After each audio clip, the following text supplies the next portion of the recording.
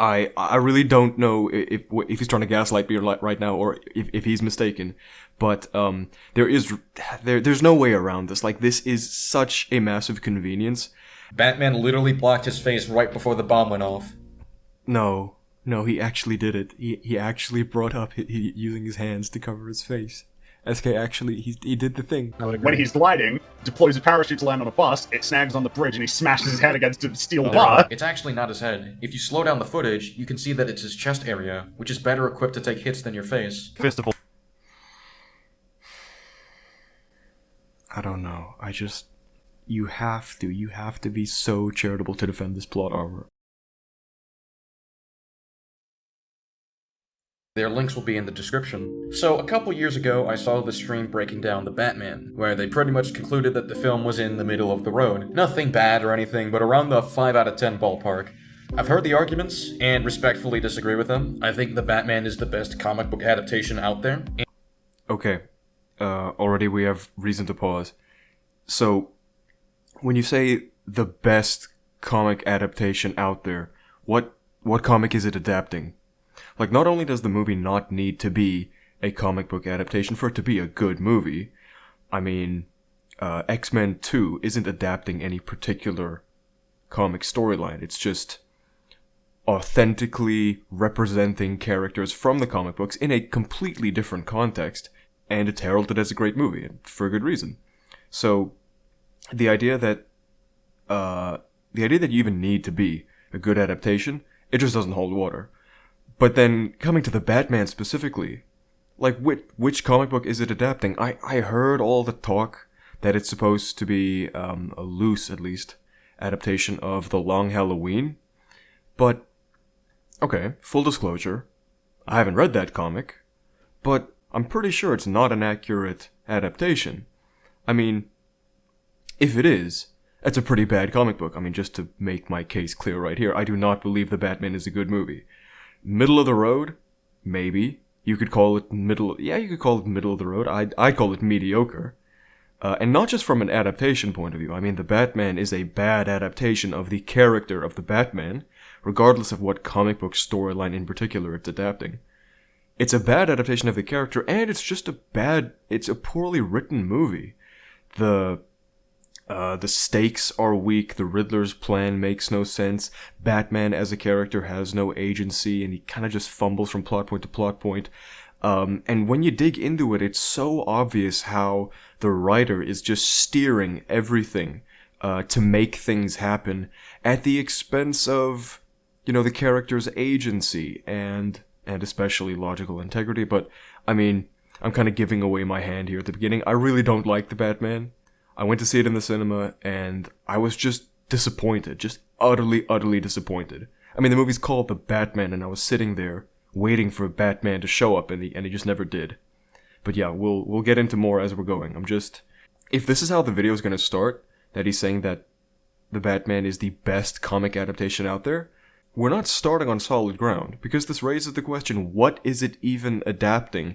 And if this is the strongest comic adaptation out there, aside from something like, as opposed to something like, I don't want to say Logan, because Logan has its own problems, but Logan is at least, it's at least somewhat well written.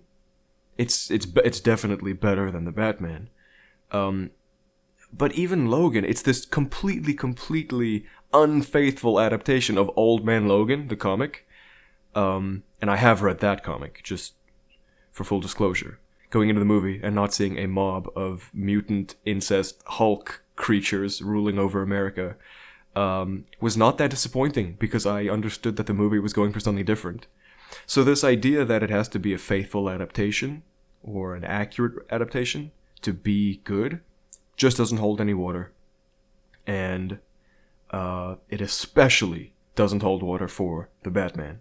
But Batman literally gets kicked out the moment the commissioner arrives, so it's not like the film is communicating that Jim has full control of the situation. He's still limited in how much he can work with Batman. Regardless, Jim is going to be invested in bringing him when he can, because Batman consistently brings results. Plus, they're friends. Hold the phone.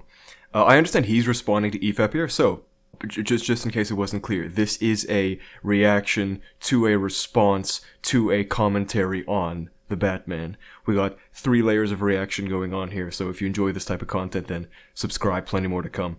But this was one of my criticisms of the Batman. I mean, I'm sure some of it aligns, I'm sure some of my points align with what EFAP is saying, but the criticism of having Batman in the crime scene, it's not that shallow. There's a bit more to cover there. The fact that Gordon didn't get his superior's permission before inviting this vigilante into, like, an active crime scene, and very nearly, if not just blatantly, allowing him to taint the crime scene, allowing him to interfere in the crime scene, potentially spoiling the crime scene. Yeah, that's bad. That's big. That's big for this world, this apparently gritty and realistic and grounded. That's a word we're going to come back to a lot. Grounded. The Batman is supposed to be grounded. It's a problem for this grounded world when you have these breaches in the chain of command. The twins have high confidence in their ability to fight, alongside their coordination considering they work together very often and would have similar training. While it is smarter to get backup, I have no issue believing that these two believe they can take him in a fight. Could it be? Maybe. Like, well, obviously they're dunces. That's kind of what the movie subtly establishes, that they come out and they have this really overconfident attitude. They're definitely not being portrayed as intellectual powerhouses. The problem with, you see, this isn't even me addressing the direct response here, but the problem is not just that Batman can take on both of them because maybe they're overconfident and because they underestimate him. The problem is that Batman's going through the front door in the first place. Like, this is the Iceberg Lounge. Of course, it might even have some secret tunnels underneath hooked up to the subway system as well. Which, by the way, which we know Gotham has because that's where Batman's Batcave is. So it's not just that he can take on multiple guys at the same time. I don't know if you can hear these birds freaking out in the background. Hopefully you can't hear them, but I don't know. We're running with it. It's call it ambience. But the problem is that Batman goes through the front door to get to the Penguin. Forget about me appealing to any other iteration of Batman now. This character is a brutal vigilante who's on a crusade, and he doesn't have any problem beating his way through a bunch of thugs or guards or whatever, bad guys, to get where he's going. The issue is that it's potentially counterintuitive, because he might end up just making more enemies than it's worth. He might end up harming civilians because they're right in the way of gunfire. Well, they do run away, but the problem is that Batman couldn't know that they're going to run away. He's walking into a heavily populated area. Also, this happening after he said, "I am the shadows." He's in this exact scene.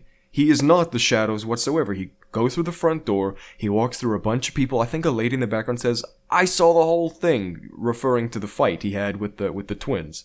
So he's not acting stealthily, which is at least implied. Even if you want to interpret "I am the shadows" in some other way, he's not acting stealthily in this scene, and going through the front door is just a bad idea because he only wants to talk to one guy, who? The Penguin. That's all he wants to talk to. He just wants a meeting with the Penguin. There are so many different ways to get that. This is the problem. Not just fighting through the twins. Not being stealthy, being lug-headed himself. That's the issue. Okay, so if the twins just lock the door, how are people going to enter the building and support their business? How are people going to leave the building? And what happens if Batman just sticks around and scares away customers? Fun fact, the Spectacular Spider-Man has a joke that addresses this very issue. Give me 2-1 on Spider-Man. Bye! I don't know, maybe just hang out a while. Okay. It really wouldn't be smart to just lock him out. You want to deal with the guy as quickly as possible, because he's just going to disrupt their business if he sticks around. Thank you for appreciating the Spectacular Spider-Man and objectively superior work to the Batman. But then again, Spider-Man is not interested in being stealthy. Spider-Man actually can take on any number of thugs. The guy can essentially see into the future, okay? He's super OP. So yeah, Spider-Man not taking the stealthy approach, that works just fine. Him scaring away potential customers, and no problem with that. It's a different scene in a different context, but I understand why SK is appealing to that, because of the joke. The problem is that Batman goes through the front door in the first place. He doesn't know whether the goons or security in there have guns or not. It's just very convenient that they don't. And he doesn't know how many civilians will be witness to it, and it's inconvenient for him that there are tons of clubgoers in there who see him do that. The twins aren't aiming for his armor plates. They aim for the head where his mouth is exposed, and the mask doesn't even appear to be as armored as the body plates. Yeah, I agree. The mask does not appear to be as armored as the body plates. But will you apply that consistently, like across this video? Like I can't see into the future, so I don't know what the rest of the defenses are gonna be. But I mean, the amount of bullets that the guy sponges, and they all just happen to miss his jaw. And if they hit him in the head, they're hitting this mask that looks distinctly non-metallic and non-armored. So I wonder if that's gonna come up again. Where else is Batman going to enter? This isn't an Arkham game where you can just enter through the vents. He knows they won't just lock him out considering this is a business, so he waits until they try to force him out before breaking and entering. Batman is fully prepared to fight anyone who tries to stop him. Okay, this is not an Arkham game where you can just go into the vents. Wow, what a great deflection. I didn't actually know this point would come up. I didn't know they would bring up the fact that it's cringe that he goes through the front door. But yes, thank you, EFAP. Thank you. This is not an Arkham game. No, this is not a good Batman story. This is a shitty Batman story, where he goes through the front door instead of using his brain and finding any other way in. He doesn't know how to get to the Penguin, so I'll give him that, but there are so many other avenues into the building, like high and low, that Batman could take, and we see he has the technology for it. He's got enough explosives to blow up the roof, the glass roof, of Gotham Square Garden.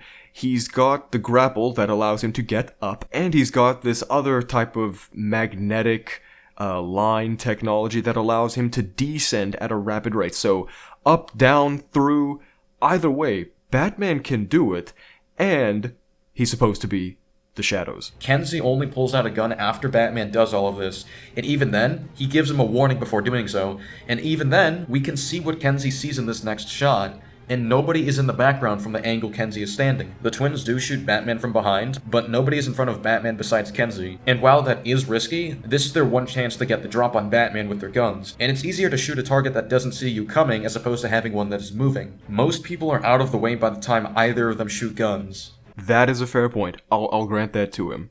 So the thugs only start shooting at Batman after other people, after the clubgoers have dispersed, and after they've seen a lot of people fall in hand-to-hand combat to him. So it's absolutely fair. They wait a while to shoot him. Again, the problem is that Batman would put himself in this situation in the first place. Okay, so I first want to establish that Batman already has interest in following up with Selina before he even takes note of the shoes being the same. Selina takes a long glance at the photograph, and we're shown through the visuals that Batman is paying attention to this, so he already suspects she might know something about her. Selina then watches Batman from a distance while he is... This feels misleading. I don't know whether he's, lying or whether whether he got this wrong, but the first thing that Batman sees is the boots. It's not the second thing he sees is Selina focusing on the photograph. The first thing is the boots. So I don't know. You have this backwards. I really don't know if he's trying to gaslight me right now or if he's mistaken. But there's no way around this. This is such a massive convenience. And the thing is, there is a certain degree to which conveniences can be tolerated in a movie, not just a superhero movie, any movie, not just an action movie, literally anything. Dark comedies like In Bruges and I'm blanking on the name now, the Coen Brothers movie, Burn After Reading. They use conveniences very well, and they feel authentic, and they contribute to the humor. So conveniences, to some degree, they are integral to storytelling. However, when you have a movie like The Batman that is reliant on so many conveniences and so much puppeteering by the writer, which I'm sure we'll get into later, it becomes a problem, it becomes a trend, and it speaks to lazy writing. This issue, like Selina walking in at the perfect moment, having the right boots on, looking guilty or at least anxious to Batman, this is just the first time. There's gonna be more. He only takes note of the boots at the end of the scene, which could easily be a product of a dress code that is enforced on workers, which isn't uncommon. And let's think about how Selina becomes of interest to begin with. Batman asks around about Annika, and Selina takes notice. So that means if Batman asks around about Annika, this will eventually reach Selina's attention. So it doesn't matter if Selina didn't walk in the room yet, or was in there 5 minutes ago. If Penguin doesn't have an... It doesn't matter when she walks into the room. Well, it kinda does. Because Selina is specifically the one who is connected to Annika. Those two are, it seems like they're dating, and they're sharing the same apartment. Now, why this is integral to the way the plot plays out is because Batman and Selina encounter each other at this moment, which prompts Selina to go back to her apartment, tell Annika about what's going on. Then, from there, Selina goes to the mayor's apartment, breaks into his safe to get Annika's papers, which the mayor was holding. And then she meets Batman, or Batman meets her, rather. They encounter each other, they talk. Selina reveals what's going on with Annika and the mayor. Then they go back to their apartment, and Annika has been taken and killed. She's been taken by Falcone. So all of these things happening are what set up the rest of the movie, and they all stem from Batman being at this moment, at the right time, to see Selina. Getting around eventually to Selina, asking questions around the other barmaids or whatever, and eventually getting to Selina, that would have made the plot play out entirely differently.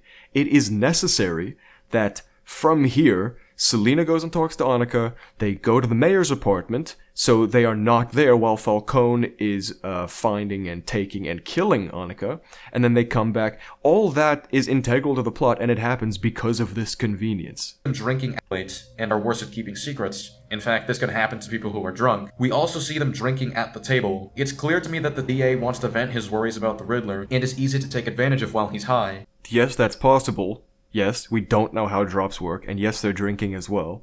But your response, SK, relies on being charitable to the movie. It is necessary to the way the plot plays out that Selina sits down at that moment, and at that moment the DA is just high and just drunk enough that he's going to reveal exactly what Batman needs to know to progress the plot. That's too convenient. And again, there's more to come. So, about this rat. A rat. This is like, what are you doing? That looks so obvious. Obvious of what? That she's trying to dig for information and feed it to some detective? She asks about the rat because someone just mentioned it. She's listening to the conversation. How is it suspicious that she asks about the contents of it? It's suspicious because she's asking about a rat. And this is the DA who's in a criminal underground club. That is suspect. Like, I need to appeal to both real-world logic and, in general, criminal thriller logic to make this argument. But this is not convenient. This is a breach in believability, just flat out. Obvious of what? That she's trying to dig for information and feed it to some detective? She asks... No. This does feel like a disingenuous reading of the situation. 'Cause she's not just asking about the content of the conversation that was just discussed. She's this complete stranger. She just met the DA, and she asks intentionally about a rat. In this criminal setting, that is what is suspect. Now you might say, oh, well, it's not the most suspect thing. She might just think he's a big payer that if she's nice to him, if she shows empathy towards him, that he'll reward her more strongly. Fine, that's okay. It's still sus. Ooh, that sounds fun. Tell me more about that. That's not what happens in the film. The DA doesn't mention the risk of the city being torn apart until after Selina asks about the rat. Hey, what's this about a rat? It's gonna come out. And when it does, this whole city's gonna come apart. Okay, how does that make it any better? because at the same time, he's aware of the threat that this information poses to the city overall. And, you could even argue that the stress is getting to him, that's why he divulges this information. Fine. And maybe the drugs and the alcohol helping. Fine. That's okay. The criticism is that it is suspect what Selena is doing, the way she's asking, the way she's focusing on the topic of the rat. That is the criticism, and it's true. I would have appreciated a little more subtlety in these characters going, like when she said, "Oh, you're the DA," and he's like, "Yeah. Is it really that big of a deal? Supporting a business isn't illegal, and you're only allowed into the more secluded areas of the club if Falcone grants you that permission. A common patron can't just enter here where Kenzie is guarding." Supporting a business is not illegal. Again, this feels like a completely disingenuous reading of what's going on. It's not...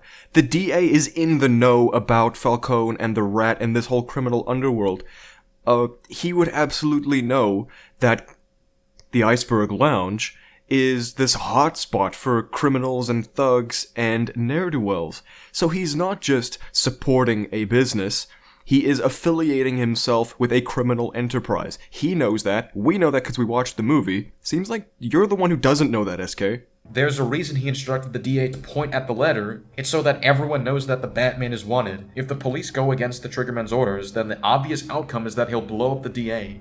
Well, that just feels like a straight-up oversimplified reading of the events. Because, yes, the note is addressed to the Batman. The problem is more so that Batman basically takes control of the situation. He walks in there, he gets to open the riddle. The police are just hands-off in the situation.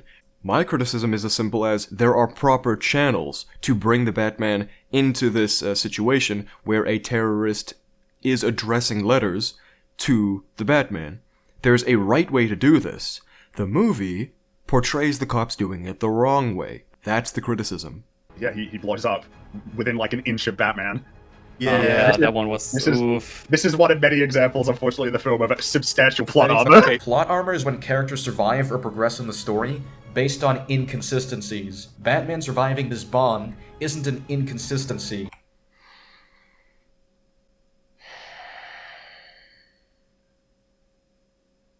What is the defense for this? I haven't watched ahead in the video, so I don't know what he's gonna say, but what is the defense for this? Batman surviving, this is not an inconsistency. I mean, well, at that point it feels like a semantic argument, because he's saying, well, plot armor is when characters survive by inconsistency.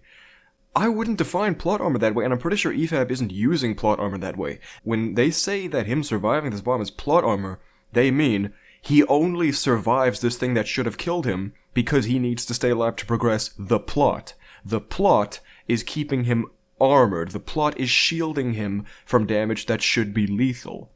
The idea of framing plot armor as surviving inconsistently, I don't know where you get that, SK. Like, maybe that's integral to your argument, but I don't think that holds up. But in any case, I need to hear, like, what is the defense for this?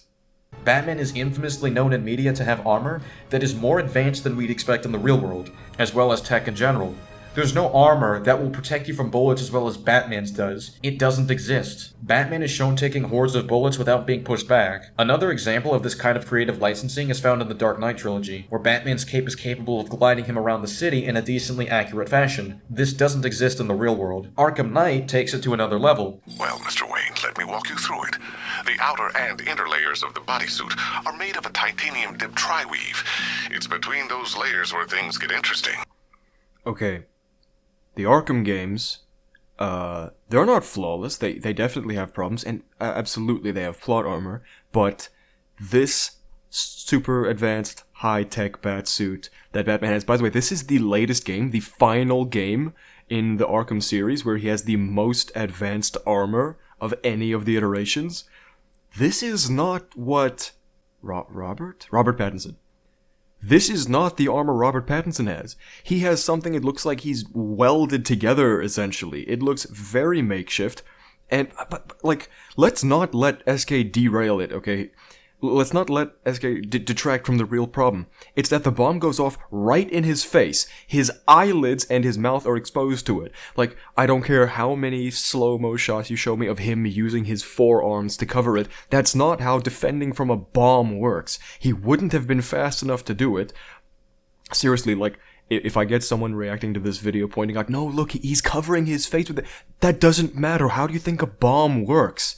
Now, it knocks him out. That's also a problem. It should have just killed him on the spot. I don't even know if he should have flown that far away. Like, the impact, the force of that bomb, it throws Batman across the room, but it somehow doesn't kill him. It should have just killed him. If it has enough force to throw him away like that, it should have just snapped his neck. Wayne Tech MR fluid hardens in response to impact. With this kind of shock absorption, you'll be able to put more force into your counterattacks. The liquid armor's more flexible than the fibers you're accustomed to as well. You can use that increased maneuverability to take out multiple foes in quick succession. The suit's compatible with the Batmobile's electromagnetic eject.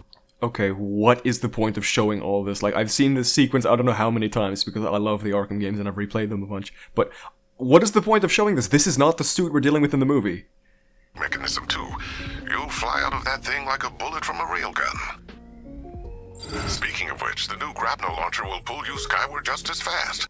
He's actually showing all of it. Why? Obviously, a lot of what Batman can do or survive isn't realistic, but it doesn't have to be. Creative licensing is a part of fictional stories, especially ones involving superheroes. So I'm gonna come back to this already. How long has it been? It's been maybe 15 minutes since you brought up the unarmored mask point. But yes, the mask looks like it carries significantly less durability than the rest of the suit.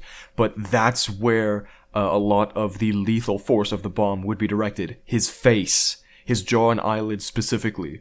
And he survives it. Creative license. Now, what does it matter that not all superhero movies are supposed to be realistic? The Batman is intended to be an especially grounded one. That's why instead of seeing him fly on his cape, he uses a wingsuit.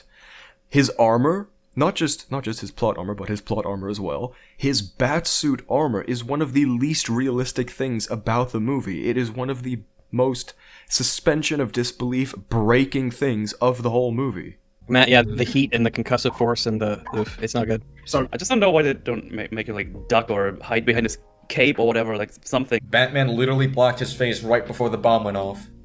No, he actually did it. He actually brought up using his hands to cover his face. SK actually, he did the thing. He's like, look, in the movie, it happens. He covers his face with his hands, and he survives the bomb explosion. Look, it happened in the movie. There's another 45 minutes. There's over 45 minutes left of this. I don't know how much more of this I can take. Batman literally blocked his face right before the bomb went off. Yes, he did. He used his hands. Yeah, anyway, I'm so over this. This isn't even, like, one of the core issues. Batman, like, intently focuses on solving the riddle and does nothing in any way to try to disarm the bomb as well. Like, look, maybe that's not a skill in his tool set, but the issue is that Batman focuses... This isn't even Batman, I don't know why I'm calling him that. This character. He focuses so intently on solving the riddles as though that's guaranteed to save the DA's life, when that's not guaranteed. But let's assume that it is. He doesn't do anything else to try to mitigate the danger that he and the DA are in. There is no plan B. He doesn't try anything else. Again, this is this brain-dead, tunnel vision, straightforward, direct approach version of the Batman that... Where else has this ever been before? What comic is this adapting? Where he doesn't even try another way to save this DA, where he doesn't go through a back door or a tunnel or a vent or even a window. Instead, he just goes through the front door to the Iceberg Lounge. What is this character? It's not Batman. But he's basically saying that the Riddler should be concerned about if Batman survived this. Yes, he should, but we don't see his reaction. So we would obviously infer that Riddler was worried for a brief moment, but would be relieved by reports of Batman escaping the GCPD alive. SK, you dismiss that criticism so casually, but it's integral to the way the movie plays out. The Riddler would not want to blow up the Batman, so even if it's accidental, even if for a moment he was worried, that is Riddler's entire plan down the drain. Him with Batman celebrating the flooding and destruction of Gotham together, that goes down the drain if Batman gets blown up by the bomb. So that this idea that, we don't see his reaction. No, but we can infer that it would have been an extremely negative one Because later on we find out he believes that he's partners with Batman. Not that he's playing games with him, that him and Batman, that the Riddler and Batman are aligned in their mission. So blowing him up would be completely counterintuitive. He would be distraught. He absolutely would be. This idea that, well, he would have been relieved after he heard that Batman had survived the bomb explosions. Yeah, of course he would, because he never actually wanted to blow him up in the first place, so putting Batman in that situation is stupid. And that's just the beginning of Riddler's plan being dumb. They probably should have taken it off already. I actually consider this a significant issue. The other cops literally discuss wanting to take Batman's mask off. Yes, SK, they literally discuss wanting to take his mask off. The problem is that we don't know how long he was out. How was he even transported here? How many minutes from him being knocked out to him waking up on this table has there been during which just any random cop could have had the opportunity and could have just quickly ripped the mask off and say, oh wait, that's Bruce Wayne, that's insane. They could have done it at any moment. So we have to charitably, again, a lot of these defenses rely on us being charitable to the movie. We have to charitably assume that Gordon was right next to Batman the whole way to GCPD saying, no, don't take off the mask, don't do that, and that at no point caused any problems for them. Okay, fine. We can assume that. It's also a problem that enough of the corrupt cops there didn't just overwhelm Gordon, pull him aside, and then either kill Batman while he was unconscious or take off his mask. Problems on top of problems that you're just casually dismissing. I think Gordon would do it. I think Gordon would be like, this guy needs medical attention. I'm sorry, your identity's not more important than your life. Yeah. We need to save you. You don't have to take Batman's mask off to perform medical procedures. One of the first tests is his pupils, which doesn't require him to remove his mask. Prior to that, they probably would have checked if he was able to breathe, and we know that he's breathing just fine. He's not even bleeding anywhere on the face, where he has the least protection. And even if they had to remove his mask later to perform other tests, Batman has already gotten up before they can do that. This idea that it's, like, not crucial to take off Batman's mask, yeah, we would see that as the audience because we know how important Batman's secret identity is. And Gordon knows that. And that's basically it. Do you really think the other cops in that room care about, oh, wait, you know what? This guy, like, his secret identity is so important, he could be dead right now, but you know, we should keep the mask on anyway. No! At least some of them would be like, well, screw that. Forget about Gordon. At least a significant amount of other cops would feel, no, we need to get this mask off. It's these silly, silly defenses. Like, we gotta get you to the hospital right now. Instead, they take him to, like, the interrogation room's table, just plop him on it. It's like, what are you doing? Yeah. This is not what would happen. There would be medical supplies in the room. That's what the scene is showing us. He gets up off the table real fast and he's totally ready for brawling. It's like, aren't you, like, disoriented and like, oh fuck, what the fuck happened to me? You know? It's almost like Batman recovered after taking some time to rest. It's just two bad takes after another. Yes, Batman could have recovered after taking some time to rest, but first off, it was a bomb, it should have killed him. So not only, as soon as he wakes up, he's completely able to orient himself, and he's not dizzy, and he doesn't have any permanent damage, which is also ridiculous. Even if he survived that blast, he should have permanent damage, nervous system damage, brain damage, something like that. And the idea that there were medical supplies in the room. That's not the issue, SK. The issue is that they brought him to this random interrogation room, plopped him down on this table, and then used some medical supplies to examine him. No, he should be in an ambulance on the way to the hospital. When he's gliding, deploys a parachute to land on a bus, it snags on the bridge and he smashes his head against a steel bar. It's actually not his head. If you slow down the footage, you can see that it's his chest area, which is better equipped to take hits than your face. First of all, I don't know. You have to be so charitable to defend this plot armor. Did you see the force with which he flipped backwards and then landed on the ground? So, this is the same night that he got blown up, survived the bomb blast. Also ridiculous, should have at least brain damage, should have some permanent damage from it. But now, it's his head. I don't care, you can say it's his chest or whatever, it breaks light in front of him, so of course it's a lot of his weight. Do you think that his head and his neck are just impervious to the inertia of his chest hitting that? Yes, of course, if his chest is going to snag on this piece of metal in front of him, what's going to happen directly after that? Do you think his chest is going to bounce off, and his neck, without snapping, is just going to reel backwards underneath that? No, his face is going to smash into it as well. What is above your chest? What is heading in that same direction? Your head. This is insane. and then he gets hit with a ray of gunfire from a machine gun, and it Yeah. goes spark, spark, spark, spark, spark, all around everywhere that isn't his jaw. And because Yeah. you might be like, well, it's just not very likely. It's like, it's Mandalorian. It's the same fucking thing, man. It's just like, he's lucky. Batman literally blocked his face from being shot at, so of course it's not going to be as likely that the bullets are going to hit his jaw. Batman blocks his face from being shot at after the bullets hit him. Batman literally blocked his face from being shot at, so of course it's not going to be as likely that the bullets are going to hit his jaw. Yes, Batman literally... Saying literally doesn't help these arguments. Yes, he literally does this thing. The bullets hit him before he raised his arm. They could have hit him anywhere, and they just so happen to not hit his exposed jaw. That's the issue. Of course he's going to block his face afterwards. And the fact that the force of these bullets does nothing. It never does anything. And I don't know, that's just lame to me. Why? If the film establishes that his armor is that powerful, then the film establishes that his armor is that powerful. That is internal consistency at play here. The issue isn't so much the internal consistency of the bullets of the armor blocking all that damage. It's the way they portray it.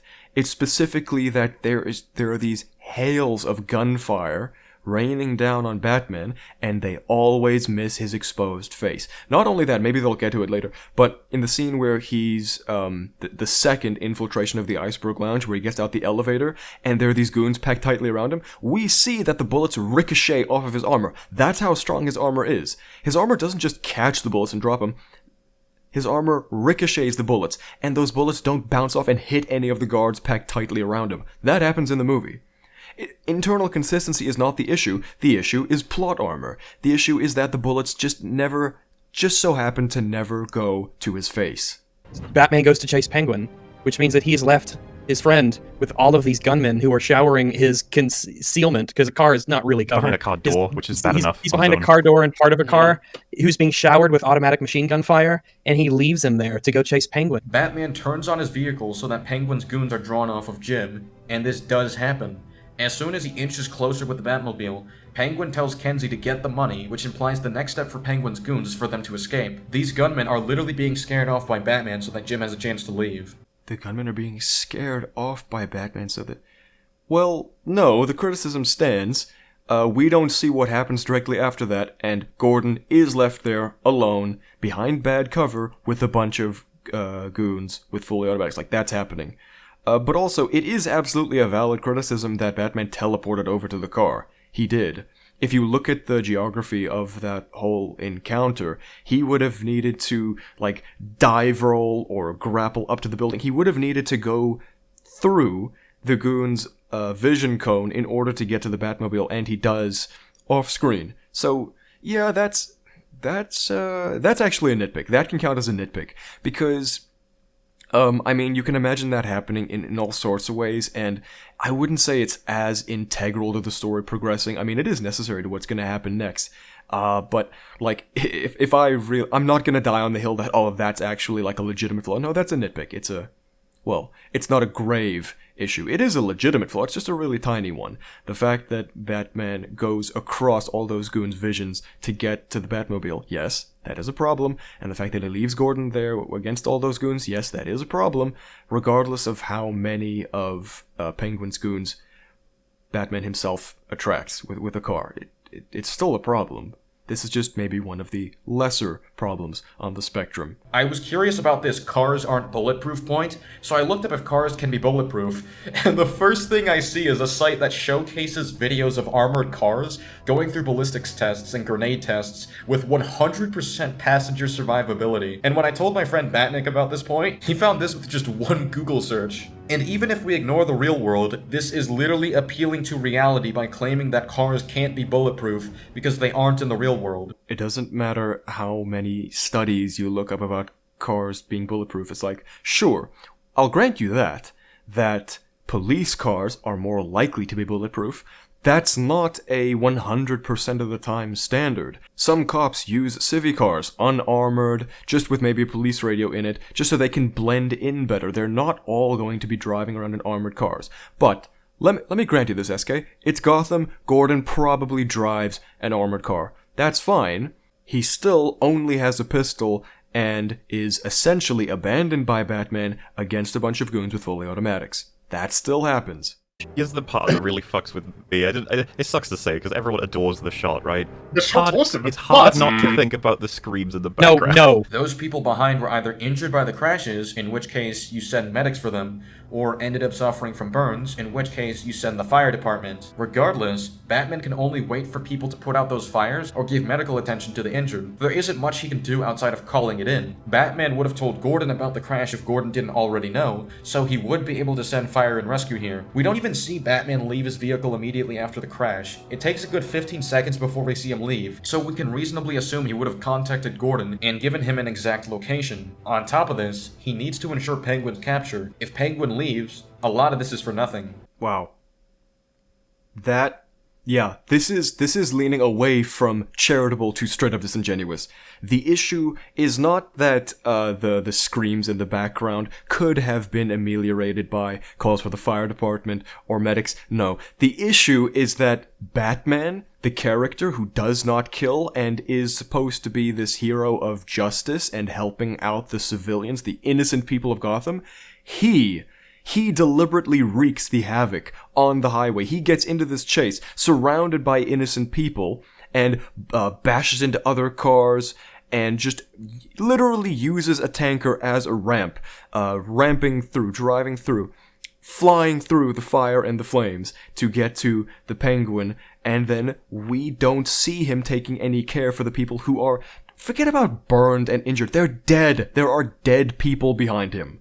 And think about the pileup that's happening as well, because now that the highway is blocked, it's also blocking traffic, so he's also inconveniencing people further back enough. But no, those people are dead. It's fair to argue that his car, the Batmobile, it's not pimped out enough that he has the tech to save other cars next to him. And yes, Penguin does endanger a lot of their lives as well, but Batman is engaged in this chase, and Batman is just driving through whatever gets in his way in order to get to the Penguin. He seems completely unconcerned about the innocent lives lost around him. Now yes, you can argue the Riddler is a higher priority. Fine, but then you have to at least concede that this version of the Batman is willing to cause immense collateral damage around him to achieve a bigger saving of lives ahead, which will come up again in the Gotham Square Garden section, because that is what this Batman does. He doesn't care about collateral damage. This is just the first instance. Just in terms of the fact that the Penguin never faces any consequences for this, neither does Batman, and obviously Penguin is the one who's most responsible, but Batman could have just followed him. What?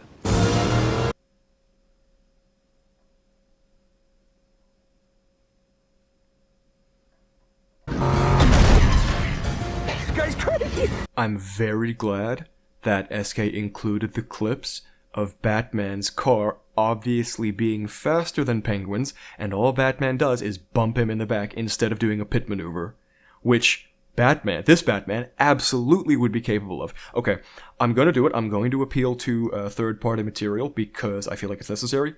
There was a book released there's a prequel book that explains the events leading up to this movie, The Batman. It details Bruce's origin as a street racer in Gotham and how he rose up through the ranks and how great he was with his car. So we have, whether you think it's canon or not, the car in the movie is at least faster than the Penguin's. So he doesn't need to just bump him in the back. He could drive up in front of the Penguin before they get onto a crowded highway. But with the third-party novel information added to this, Batman should be able to do a pit maneuver. He should have toppled over Penguin's car much earlier. They just wanted the chase scene, they just wanted the cool shot in the rain and the fire, and they were willing to have Batman commit this atrocity, this absolute atrocity, all this collateral damage, all these lives lost, so that they could have the car chase and the cool shot. That's the issue. I don't know how I feel. I'm going to test this one out, see what everyone says. What he does to Penguin would easily have killed him. Okay, what else should Batman do? Should he let Penguin drive further and possibly kill other people? He's trying to bump his vehicle so it swerves and comes to a stop. This actually happens in real police chases since that's being brought up in these points. Like, I don't understand the standard. Batman could kill people if he punches them hard enough, but he's still going to risk it if he's forced into a situation where he has to fight. No, SK. The issue is not just that we're selectively appealing to realism here, but in any case, yes, Batman does eventually get to knock into Penguin's car hard enough that it flips over. Look, I don't know what EFAP's criticism is here, but the criticism would be that he knocks into the car so hard that it goes flying and toppling, and Penguin should have died from it. At no point does Batman try to do a pit maneuver. He just doesn't. He doesn't try to get ahead of Penguin or run him off the road. He knocks into himself, and this is the writing issue, because Batman couldn't have known, of course, that he's going to flip Penguin's car like this, but he does, and that's the problem. He does something that he should know would kill Penguin, and what happens in the movie is that it's written in such a way that Penguin's car topples and flips and flies all over the place in a way that should have killed the Penguin. That's the issue. Batman's intent here is murky, still not solid. It's still not grounded in heroism or any kind of ethics or even expertise in driving. I think it's weird that Batman doesn't know this and Penguin Agreed. does. I think Batman should know this. Mm-hmm. He does. I'm afraid his Spanish is not perfect. Rat with wings. He remarks on the phrase right here. He knows what it means. The reason Bruce doesn't solve the riddle yet is because he thinks he first needs to understand the significance of the rat with wings, which is the subject of the sentence. He believes it has to do with Penguin, especially with the corruption associated in the Iceberg Lounge. When they're getting nothing from Penguin, outside of him cooperating by drawing attention to one detail, Batman shifts his focus to the fact that the Spanish is mistaken. When Alfred reads the sentence, he says it like this. You are El Rata Elada. He leaves a space in between R and L, because that's how most people are going to read that sentence. This time, Batman reads it slowly when he's trying to backtrack. You are L. And that's when it clicks for him. So I'm not really interested in delving into the particulars of how Alfred first reads out URL Rata Alada and then how Bruce gets to it. That's simply not as compelling as the fact that this Batman, the only real strength he has going for him, well, is his physical strength, but intellectually, the only talent he has going for him is his ability to solve riddles, because his detective skills are they're abysmal. So all he can do is solve riddles, and he still fails to solve this one because he reads URL Rata Alada incorrectly, and he needs Penguin to point it out for him. And I just think it's great that Colin Farrell, has the line saying, "World's greatest detectives." Yeah, absolutely, this Batman deserves that as a mocking remark to him.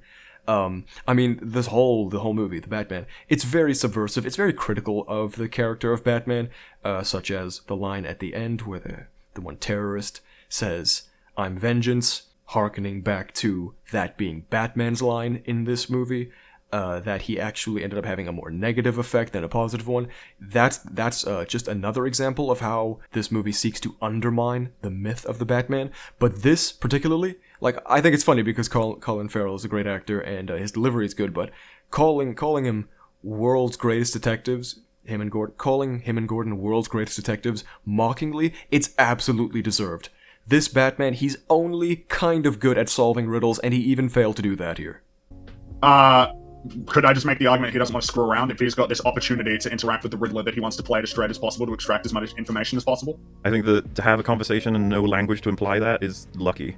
It's not, because if Batman were to start criticizing Riddler for what he's doing, that's going to change the topic of conversation. Why would Batman do that in this exclusive opportunity to even talk to the Riddler? It's unlikely that Batman would just screw around and say anything that suggests he's against his plan. While his focus is on understanding what his next target is, it's not a plot convenience that a detective was smart instead of stupid. It is absolutely a plot convenience, because the problem isn't a character issue, it's a writing issue. Batman needs to be accommodating, at least. It's ambiguous, the way they message each other, but you can read the messages as accommodating and curious, and there is a world out there where Batman was much more direct in opposing Riddler's mission or whatnot, or being more, or denouncing him at least, but that doesn't happen, and that's necessary to the plot, so yes, it is convenience.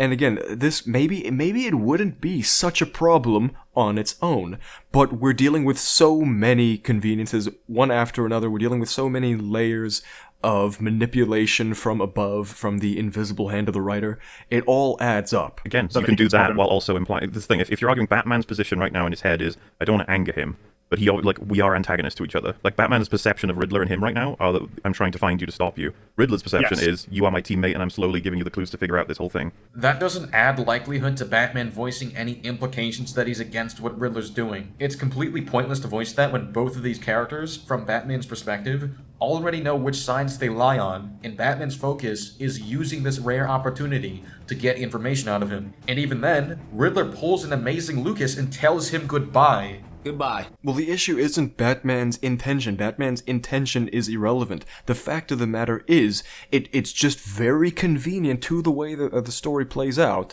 that they are not at all, even slightly confrontational. Batman isn't even more critical of the Riddler's plan. That's the issue, because that allows Riddler to go on believing that they are working in this together. Their ambiguity of their text message conversation allows Riddler to go on believing in his delusion when even a slight change in Batman's tone or his wording or his approach to Riddler in that text message conversation could have at least given Riddler some idea that maybe Batman's having second thoughts, maybe he's getting cold feet. None of that happens, and that's necessary to that shocking revelation, for the Riddler's shocking revelation later on that, wait a minute, we're not actually on the same side? That only happens because of these ridiculous plot moments earlier on, and they're stacking up now, and these defenses are not looking good. Right, you think about all the other people that you went after. I enjoyed the other targets as of understanding a villain, but this one I was like, ooh. This seems to be a break of ethics that really kind of makes Riddler a lot less interesting. How is this a break in ethics? Riddler never cared about innocent people. If he did, he wouldn't force the DA to speed through a crowded funeral. The Riddler does not care if he hurts people. Maybe you can say that the Riddler doesn't care if he hurts people, but his whole plan is to get at the rich fat cats behind the Renewal Project. What is it, the Renewal Fund? I think it's the Renewal Project. That's Riddler's whole game plan. And why is he fighting against the people behind the Renewal Project? Because they scammed poor and innocent people out of their money. They left just these completely random, innocent citizens of Gotham disenfranchised. Like him, he was an orphan. He was underprivileged. And so him getting back at the people behind the Renewal Project is his way not only of getting revenge on them, but for getting some sort of vengeful justice for the very innocent people who were disenfranchised by Renewal. So maybe you can say that he doesn't care about innocent people. That's not in the movie. Nowhere in the movie does it establish that Riddler doesn't care about innocent people. What is established in the movie is that he's trying to get retributive justice for a corrupt citywide project that targeted and harmed innocent people. That happened in the movie. It is his targeting is at least inconsistent with regards to Bruce Wayne, because Bruce Wayne had nothing to do with the Renewal. His father did. His parents, you could say, were in some way related to that corrupt scheme. Bruce Wayne was not. He's one generation removed, and sure, you can argue that Riddler was a petty and psychotic person, and so he just wants to go after this other guy who is also an orphan, but not an orphan in the same way that the Riddler was. He had this view looking down on the rest of the orphans and the citizens of Gotham, so he was more privileged. He didn't get the true orphan experience from Riddler's perspective. That's fine, we understand the rationale. It is still an inconsistency in his rationale for his targets. The others were involved in the Renewal conspiracy to some degree. Bruce Wayne was not. Yeah, all of the time that would have taken you to just write it down on a table. I think it's absurd that he makes this retarded thing. It's This makes it difficult. It's for the trailer. Bruce is writing out all of this to organize his thoughts. He's categorizing everything so he has it out in the open for his own access. You can call it weird, but everyone has their own unique ways of organizing. You've probably heard this somewhere, so I don't understand the point of criticizing the fact that Bruce doesn't just use pencil and paper. Not everybody organizes their thoughts this way. Yeah, not everyone organizes their thoughts that way, and I guarantee you... See, I shouldn't be so arrogantly confident about this, but I'm going to be. I guarantee you we will never see Bruce organizing his thoughts like that in any subsequent films. That was an instance of spectacle over substance. That was a shot that looks cool, that looks interesting, that it looks like he's thinking really hard about this. It makes it look like he's doing detective work, which is one of the lies that the movie tells us, that this character, quote-unquote Batman, is a detective. He's not. Completely style over substance. And the fact that he finds the information he's looking for in a filing cabinet afterwards is just hilarious. Also, coming back to the organization point, yeah, different people organize their thoughts differently, and Batman is exactly the type of character to just organize his thoughts either in his mind on the fly, because he has a very powerful mind, or on a computer, spreading out those photos on the floor, vandalizing that nice floor, spray painting it. It's just unnecessary, and it's done for a cool overhead shot. That's it. It really is that shallow. You mean to tell me that Batman is incorporating a workout that helps him stay in shape into another task he's working on? Wow, Batman's such an idiot! Incorporating a workout into another task that he's doing. We're reaching clownish levels of charitability now. He's incorporating a workout into... SK, do you really believe that this character sees moving that table as a workout and not just moving it out of the way so that he can put a question mark there for this cool overhead shot? Do you really think that? Privileged assholes, that was the line. That was like the one line. Yeah, that one took me out. I just sort of like, where did that come from? Yeah. I feel like that had nothing to do with anything. It didn't. Selina was trying to explain to Batman that they're both the only ones they can count on to stand up for Annika. She brought up the white privileged assholes to make the point that they're the only ones people care to uplift and empower. She didn't say it for no reason. Yeah, so to be clear, EFAB's criticism is it had nothing to do with anything. And SK's defense is that, well, she's talking about the only people who they care to uplift in Gotham. Well, the problem is that it's a culture war line being inserted into this movie where it didn't need to be. Like, this idea that the white privileged assholes are the only people that Gotham cares to uplift. It's like, maybe that's true. Maybe it's also criminals and drug runners who they care to uplift. And right now, they have a black woman running for mayor. And she's, by all accounts, winning against her straight white male opponent. So that just doesn't check out within the logic of the movie. Also, you just don't want to be caught defending the white privileged assholes line in any movie. Like, why would you defend that?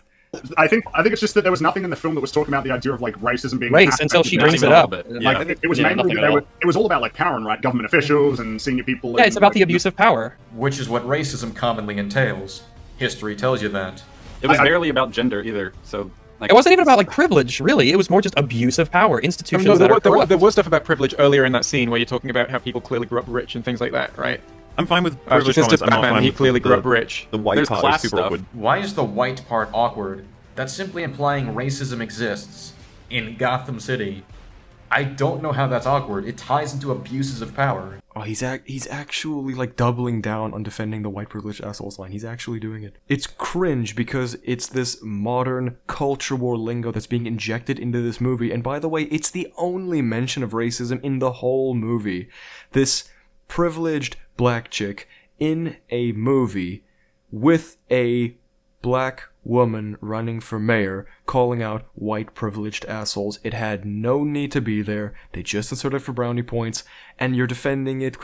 Well, maybe their criticisms aren't substantive enough, but the issue is that it is unnecessary, and the themes of racism or racial prejudice do not play into the rest of the movie at all. Her line is bizarre and out of place. She's saying that these people are white privileged assholes. She didn't say they were assholes for being white. Yeah, kiss my dad. Whoa! Okay. This line reminds me of the ex-women line from Dark Phoenix. It's just like, oh man, don't even compare the two. That line was built on Raven acting completely disrespectful to Charles Xavier as a character, and his sacrifices in these movies for no reason at all. Look, you might have a point that white privileged assholes is not comparable to ex-women in the Dark Phoenix movie. That's fine, but in a way they are comparable because both are culture war ideas being injected unnecessarily into these fictional worlds. That is the common thread between them. And it's a valid criticism because whenever you do that, it's cringe. And by the way, whether you're punching left or punching right, it's gonna be cringe either way. Now, sure, there would be funny ways, there would be humorous, satirical ways to introduce some culture war talking points or lingo into a movie. Dark Phoenix and the Batman, they both do them poorly. Yes, in Dark Phoenix, it's built on what, like 12 movies? Or I don't even know. It's built on like a dozen movies, or with Charles Xavier specifically, I don't know.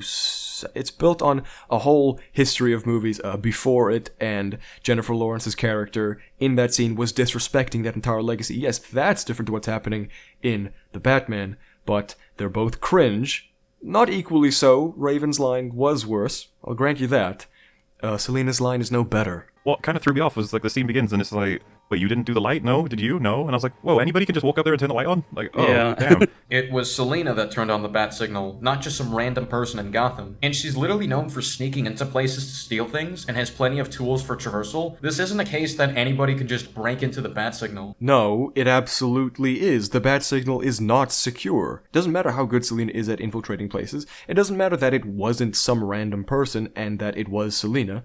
It matters that the bat signal is not secure, and yes, anyone could get there. Anyone could get to it and activate it, and mislead Gordon or Batman, or them both, as in this case.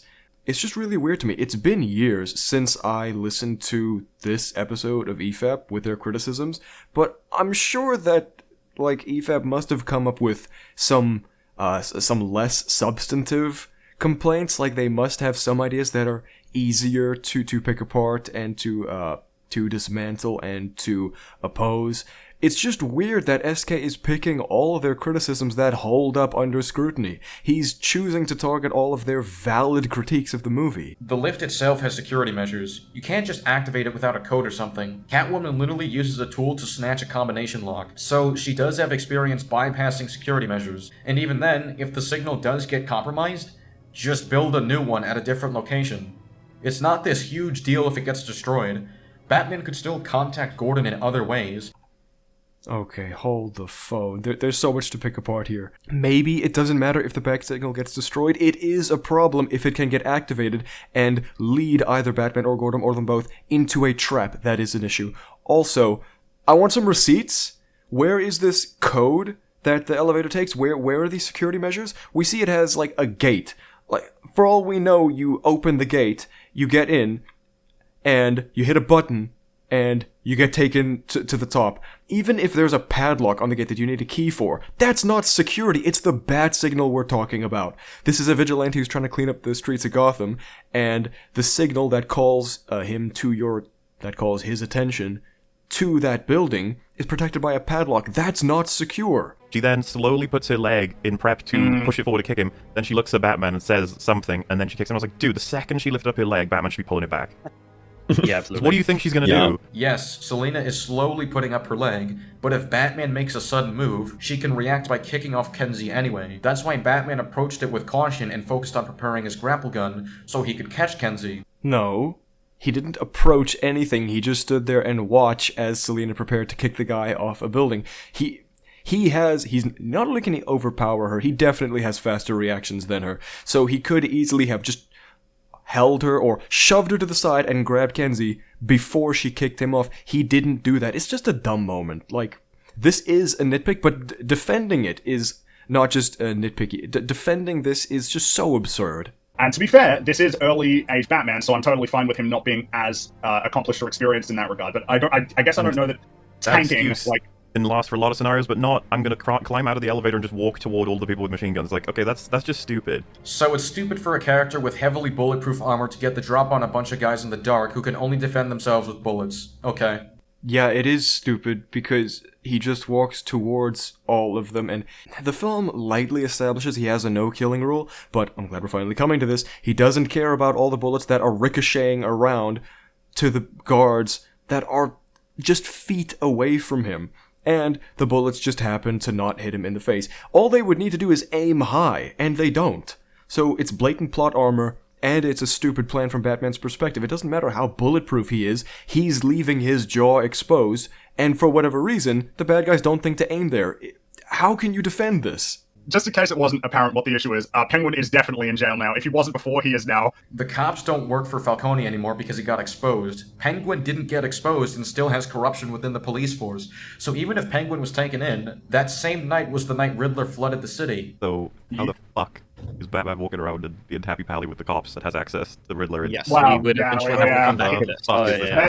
It's funny how SK just breezed over the criticism that they had, which is that Penguin should be in jail. The last time we saw him, he was tied up by the legs, waddling through that parking lot as Batman and Gordon drove away, and they just, they allowed him to go back to his criminal enterprise? No cops came to pick him up and arrest him, at least as a token arrest? Like, they just didn't care. They allowed, Batman and Gordon allowed Penguin to go back completely unhindered to his criminal dealings and report on what had just happened to him, that, hey, Batman and Gordon, they're causing some trouble, they're stirring up some things, I don't know what, but they just let all that happen. And because Penguin wasn't hindered from going back to his criminal dealings in any way, he was allowed to pull his gun out and potentially kill Falcone right there in that scene. Like, he didn't, but that doesn't really matter. He should at least be restrained in some way. So how the fuck is Batman walking around and being happy pally with the cops that has access to the Riddler? Yes, Wow, we would yeah, eventually yeah. have to come back to this. Fuck is this happening? They're the good cops. I think the They're good film cops, legitimately forgot. It feels that way. They didn't address this They at just all. forgot. Batman just proved his worth to the police by taking in the mob boss who has corrupted the city through renewal for decades. While there are still going to be corrupt police officers, a good portion of them that aren't corrupt and disliked Batman are going to have their minds changed. It's like SK is arguing with information that we, as the audience, have. He's using the information that we, the audience, have to support the actions of the characters in the movie who don't have the same information. Those cops, they don't know what involvement Batman just had with bringing in Falcone. Because from any or all of those cops' perspectives, Batman, sure, he just brought in Falcone, which is ostensibly his goal, fighting crime, but the only way he's been characterized to them is as this brutal vigilante who punched Gordon, who ran away from them, who's resisted arrest now, and who caused that massive kerfuffle on the highway, killing all those people. Like, yes, I know it's not confirmed that people died, but people definitely did die. So he's gotten so many people killed in that car chase, he's resisted arrest, he interfered with the bombing situation. There are all these things adding up to make Batman this thorn in their side, but now when it really counts, now at least the good cops, maybe not the corrupt cops, but now the good cops are on his side. It's just, you need to look at the movie so generously to get that reading from it, and you need to ignore how those regular discerning cops and regular people would react to Batman's bad behavior earlier. Earlier, it was just agreed that it was deliberate that the world doesn't have a strong read of Batman's intentions because he doesn't share them, and leaves it up to interpretation. If you accept that as a part of Batman's character in the movie, then how is it a plot convenience that the villain of the movie has his own interpretation? This is a consistent part of Batman's character, the fact that he doesn't communicate what his objectives are outside of vengeance. How is it a plot convenience that one character misinterprets another character who consistently leaves his intentions unclear and up to interpretation? It's not necessarily that convenient. It is very convenient from the plot's perspective that Batman and Riddler were at odds this whole time. They were never actually aligned in their goals, but after the bombing and after the URL conversation, they still have no impression. Riddler still has no impression that Batman is opposed to him. How is it a plot convenience that one character misinterprets another character who consistently leaves his intentions unclear and up to interpretation? I don't know if EFAP was actually saying that. I don't know if SK is accurately representing EFAP's criticism here, because it's not really a convenience that the Riddler has misinterpreted Batman's motivation and his ideals in his crusade to clean up Gotham. That's not really the issue. The criticism would be that it's convenient that even though they're opposed to each other, at no point in the movie did that those conflicting ideals ever come to the surface. After the bombing, after the URL conversation, the Riddler is still convinced that they're on the same side, and that is conveniently so. It is convenient that it is convenient that at no point Batman even implicitly, he never even implies that he believes the Riddler is a madman, is delusional, which is what he has believed the whole time. Asking Riddler what it will take to get him to stop isn't going to be seen as a rejection from Riddler's perspective. He would probably see that as a test of how strongly committed he is to his cause out of a biased interpretation, and say something along the lines of, "I will stop once you bring the rat into the light," or "I will stop once I've wiped the city of this plague." Batman's response to that would be continuing to figure out what Riddler wants, which is literally what he does in the scene by letting him finish what he's saying. If this is the only time we're going to mention bringing the rat into the light, then let's at least cover how dumb that was. This is a film criticism, not an adaptation criticism, nothing like that. This is just straight up a plot issue.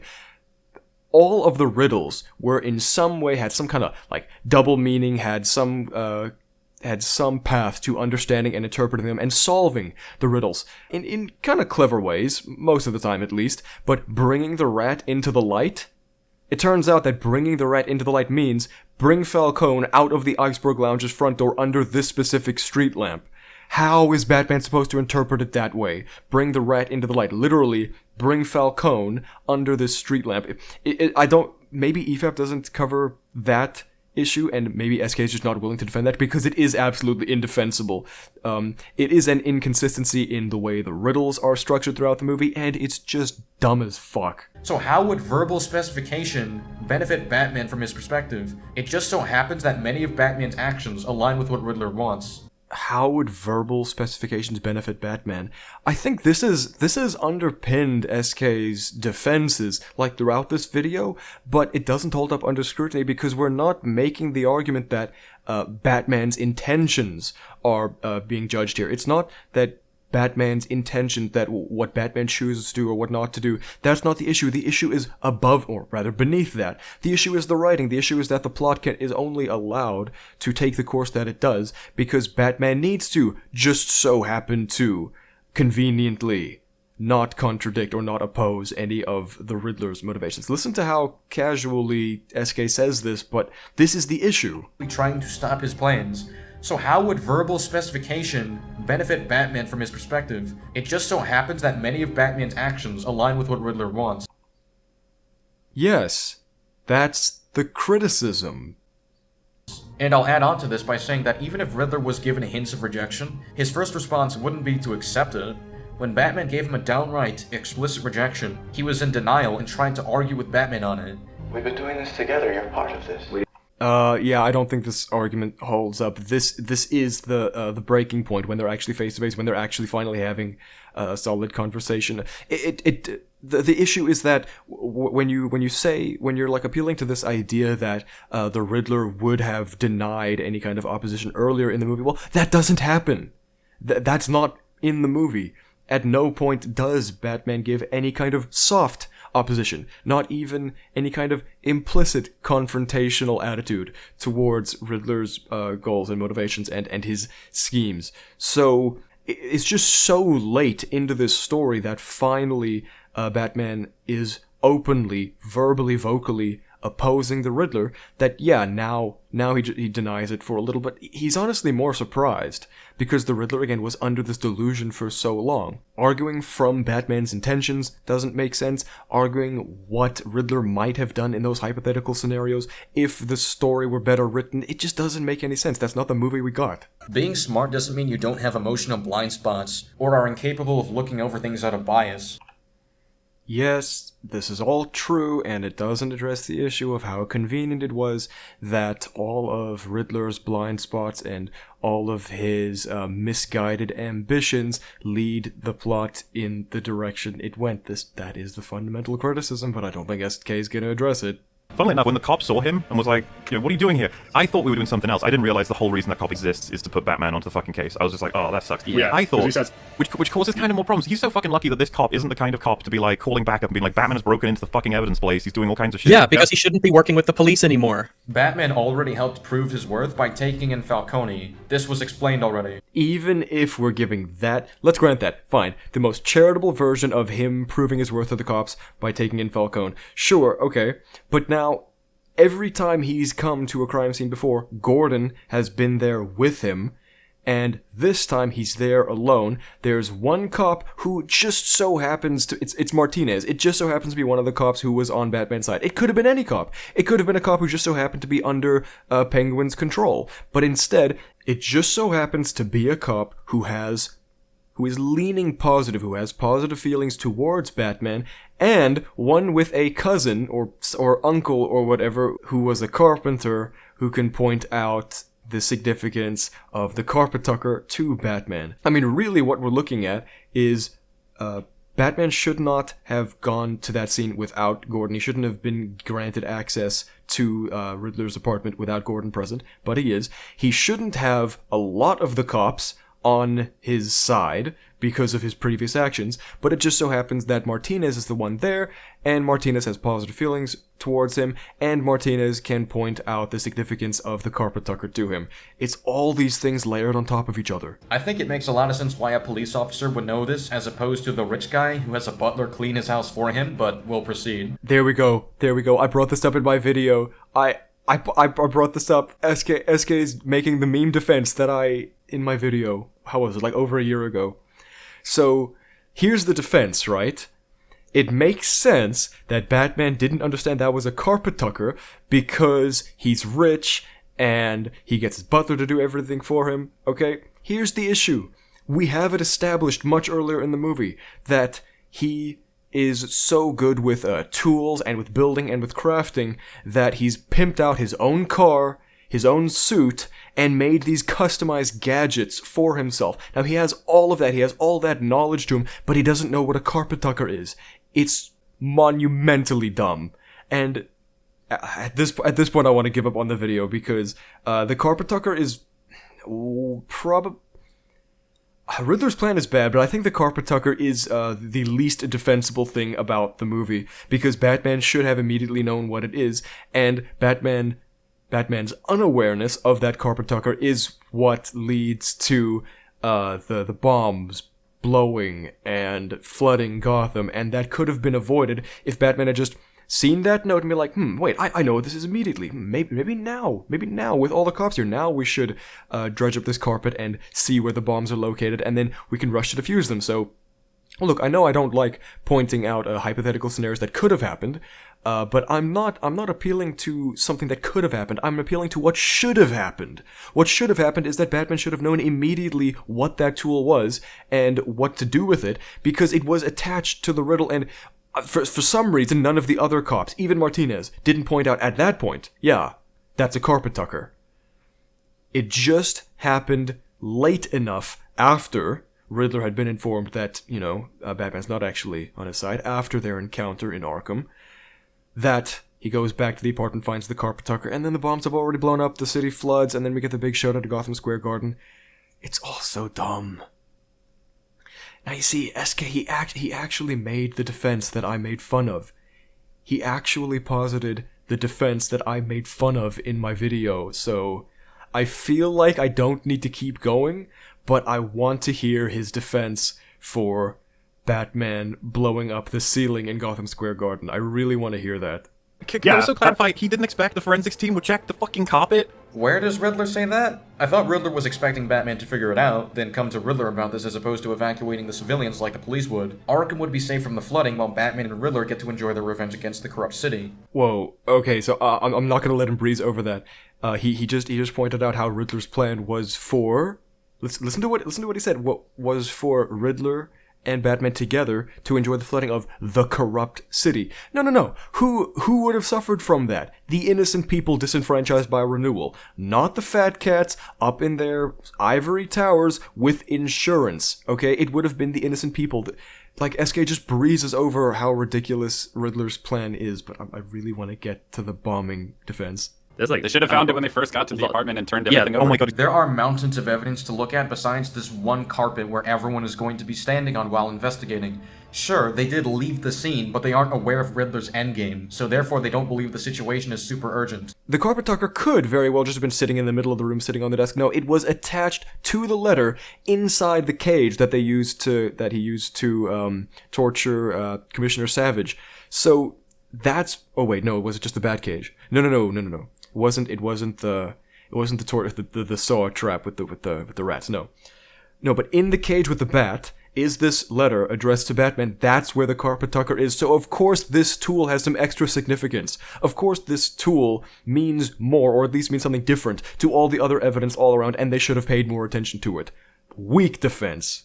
I guess we haven't talked about it either. Why did the Riddler turn himself in, do we think? He has no chance of an escape after sniping at Falcone, and he knew he would be taken somewhere that would be safe from the flood. He already got what he wanted by this point. Why did the Riddler turn himself in? That's a fair question, because there are so many other places that him and Batman could get together and watch the flooding of Gotham together and, take it in and revel in it. That could have happened any number of other ways, but yeah, sure, okay, SK, I'll grant it to you. He knew that he wouldn't have been able to get away after sniping Falcone. Sure, we can go with that. He has no chance of an escape after sniping at Falcone, and he knew he would be taken somewhere that would be safe from the flood. He already got what he wanted by this point. But it's also an issue that Riddler turns himself in at all. You see, I had this conversation with a friend after I started thinking about it, because I was disappointed about the Batman for like a year, but then after a while I started thinking, wait a minute, no, I need to cover this. I need to vent my frustrations, and that's when I made the video covering it. But I asked a friend of mine who enjoyed the movie, who loved it, who I think even to date has watched the Batman more than I have, and he's watched it for like pure enjoyment. I watched it because I wanted to take notes and criticize it. So he's watched it more than I have, and I asked him, hey bro, what did Batman accomplish in this movie? And he thinks, oh well, he brought in the Riddler. I said, no he didn't. He's like, what do you mean? Yeah, he brought down the Riddler, he arrested the Riddler. I say, no, he didn't. The Riddler turned himself in. Then my bro was like, oh, okay, well, why does that matter? And then I just brought up the issue, which is an issue I raise in my video as well, that this Batman doesn't accomplish anything. He's kind of good at solving riddles, and the rest of the time the script is just puppeteering him from one nonsensical event to the next, and ultimately, the villain who he's going after turns himself in, and essentially wins, even though it's a dumb plan.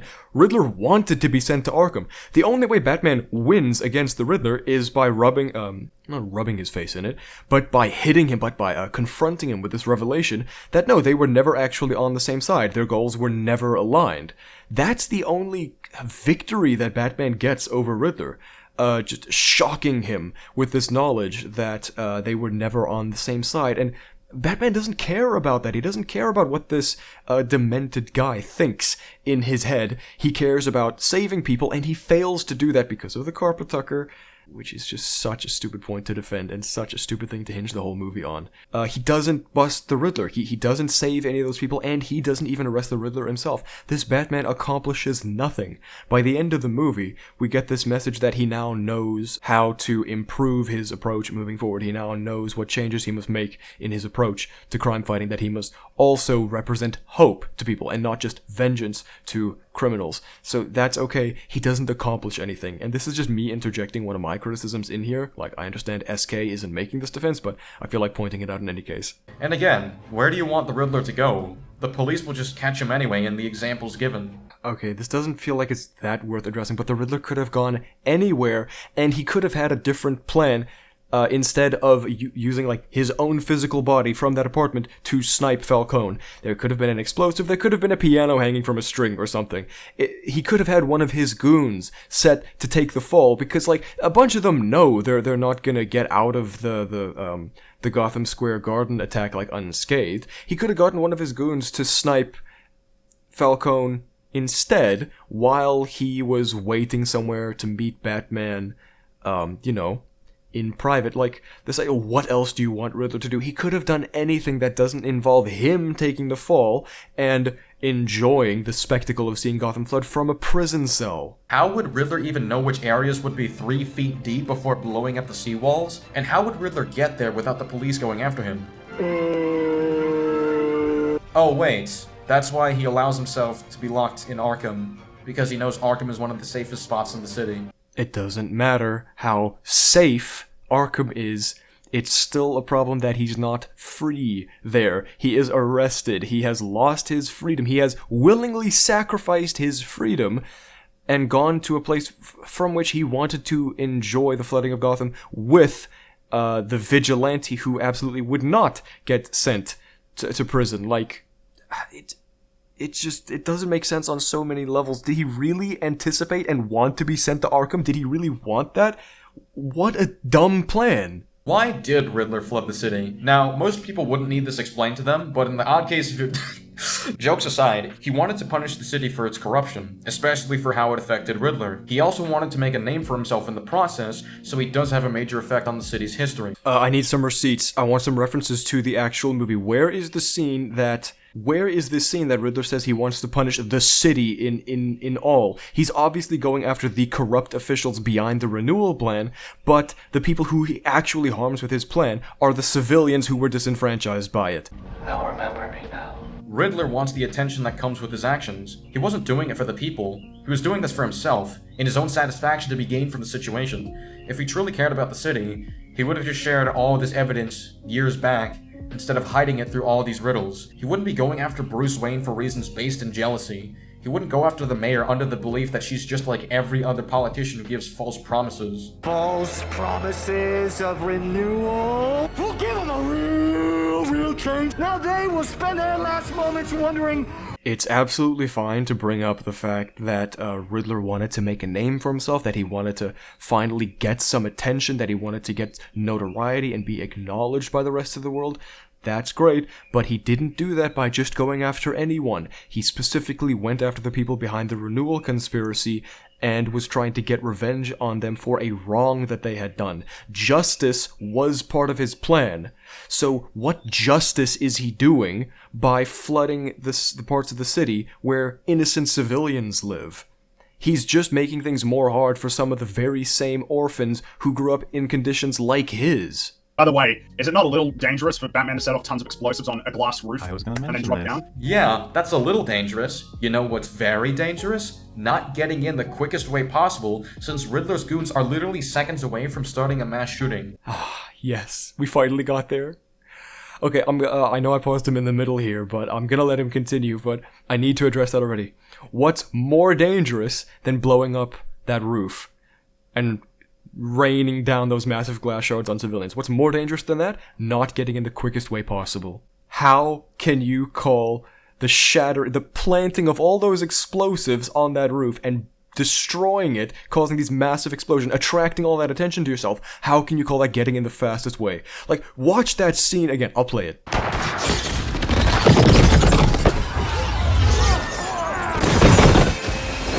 Look at how many explosives he planted all over that roof. You're telling me that was the fastest way in? I need to hear him continue. Notice how Selina arrives at the garden before Batman does, and takes minutes longer than Batman does to reach the scene of the fight. That's because she went in through one of the designated entrances instead of the one Batman used. Batman used the quicker entrance that would also catch them off guard. He used the quicker entrance that would also catch them off guard. That is just bullshit. He used the more dangerous, more explosive entrance that would draw attention towards him, catching them off guard. Again, no stealth. There is no interest in stealth. There is no propensity for stealth in this entire movie. What does that opening monologue establish? I am the shadows. In what way is demolishing that glass ceiling being part of the shadows? Acting in accordance with that philosophy. I am the shadows. How? Batman used the quicker entrance that would also catch them off guard, since entering through any other way would expose Batman's location in this crowded area, and therefore cause hordes of bullets to be fired at the crowd. Yeah, it's absolutely indefensible, and that's why SK is avoiding the criticism. Saying that he used the quickest entrance possible. The quickest entrance possible is not planting all those bombs there, demolishing the ceiling, endangering all the lives of the civilians beneath, and then falling through. You only need like one little. You could. What is that? What is that tool? You know, there's like that tool that jewel thieves, even like Catwoman, uses. You know, that thing that cuts the glass in a little circle just enough so that your body can get through. You know, you could have used one of those. You have a choice between risking glass falling on people and risking a crowd being shot with bullets. Pick your poison. He actually acknowledges the glass shards falling on them, which is, by the way, Batman directly endangering their lives, instead of just breaking, even smashing through a single pane of glass, or just cutting it to stealthily enter. Okay, let's forget stealth, because stealth is not on the cards. It's not even an option, it's not even entertained. Batman is not criticized for not being stealthy when he absolutely should. So, let's say he breaks a single pane of glass, drops down. He is not in control of who the Riddler goons shoot at. He is control of the bombs that he plants on that glass ceiling. This route is the quickest he had. No, it's not. It's so obvious which poison he should pick, and he chooses the poison. He doesn't. It's not about picking your poison. One option, the option that Batman chose in this movie, is the poison. Entering stealthily. That's what he should have done. I'm not. Forget about hypothetical scenarios that could have happened. It's what he should have done and what he doesn't do. And SK just doesn't consider that. The best adaptation. This is the best adaptation you have of Batman. This route is the quickest he had. Yeah, and it's not stealthy. That's another thing. I guess it's worth mentioning. Yeah. It literally is stealthy. It gets the drop on them and makes it confusing to pinpoint Batman's location due to how overwhelmed they are. Should I really continue? I'm 2 minutes away from finishing this video. Do I need to continue? My guy says that this is the stealthy entrance. Riddler was arrested before the flood. Penguin would have to go through a full legal process regarding what happened the night of the Batmobile chase, and Batman doesn't have time to spend on that because Riddler's the priority, and Riddler doesn't have connections to corrupt cops. Penguin does. The idea that Penguin still isn't arrested after this, when he when he pulled his gun in front of all the quote-unquote good cops, and he's still not in jail for that. I mean, after everything, look, that's not one of the criticisms I'm most interested in countering, because we've just had so many up till now, and I'm honestly tired from hearing all this. But we will see more of the Penguin in the upcoming Max series, which I will be covering, at least the criticism of that. I mean, hopefully it's good. I like Colin Farrell's acting. I think it has a lot of potential. But I mean, depending on its execution and depending on the takes that people on YouTube have, yeah, I'll see how much coverage it gets, but I am very much looking forward to it. Subscribe if you're interested in coverage like that. Stay tuned for it. And SK, I think you're perfectly capable of making valid criticisms of art, and I hope you can appreciate the debate I'm bringing to this now. I know I want it to be insulting, but I think your defenses of the Batman are quite weak. And I mean, if you enjoyed the movie, if you really thought that the Batman was solid, I think there are avenues to take in praising it, but they are not plot related, and they're certainly not adaptation related. I mean, the atmosphere is great, the performances are pretty strong, the cinematography it's wonderful. So stylistically, I mean, the Batman is pretty rock solid, but from a plot and internal consistency perspective, it is absolutely indefensible, and I don't plan on revisiting this movie anytime in the future. I am looking forward to the sequel, because I want to see where the character goes, but I wish we could, I hope we can hang up this discussion for now, at least. This movie is not worth defending. It is mediocre at best, and I hope everyone enjoyed listening, but that'll be it for today. See you next time.